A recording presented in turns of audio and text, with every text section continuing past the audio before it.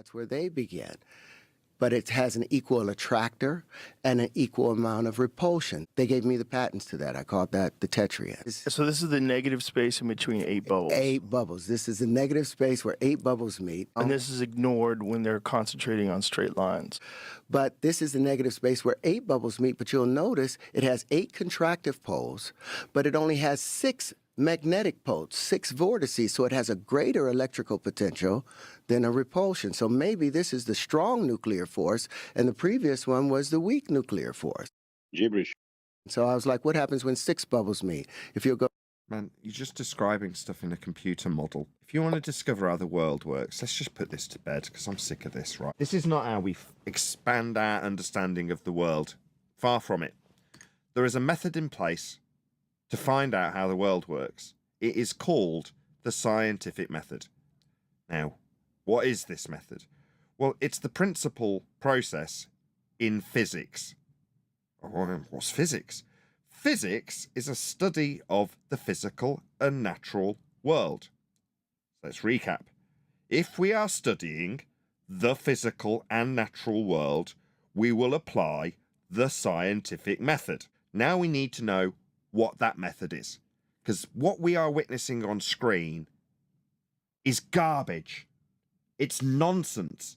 It's a computer model with an explanation that defies entropic law, with a guy who doesn't know what phases are explaining how the geometry in a mathematical model reified into existence as being hydrogen demonstrated on a computer screen.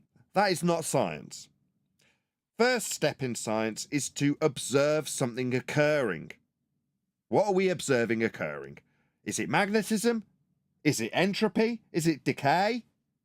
The unwinding of elements into other elements? What the bloody hell are we observing?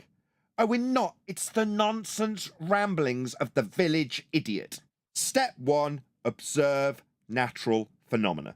That's the first step in an elucidation of cause in physics, the study of the physical and natural world. So first you need to show me something happening.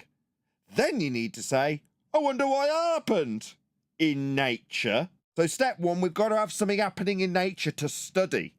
That's how we study nature. Yeah, this might be a bit of a revelation to a guy with a computer program, I know. I mean, he's got a lot of long words and all. Once you've decided that you want to question why something happened in nature, what with the studying nature and all, you can then suppose a cause. Now, your cause can then be varied by you, the researcher, to see if it does cause the phenomena you observed in nature and want to know the cause of. That is an experiment. And upon doing that process, you will either validate your null hypothesis, which is to say you won't induce the effect, proving your supposition wrong, that is to say, proving it wasn't that, or you prove you've got the cause of the effect. This offers an explanation for something that happens in nature. That's science. That's physics. What's this guy doing? Is it that? Is it the elucidation of cause and effect through study of natural phenomena with hypothesis-based experimentation? Is that what this guy's doing? No. This is a clown with a computer program. Not a very good one either. One that's been used to create trippy patterns for junkies across the world since about the late 70s. It's not a very clever program, but the, sciencey sounding words he's babbling make it seem like it's got some relation to the world we inhabit. It hasn't.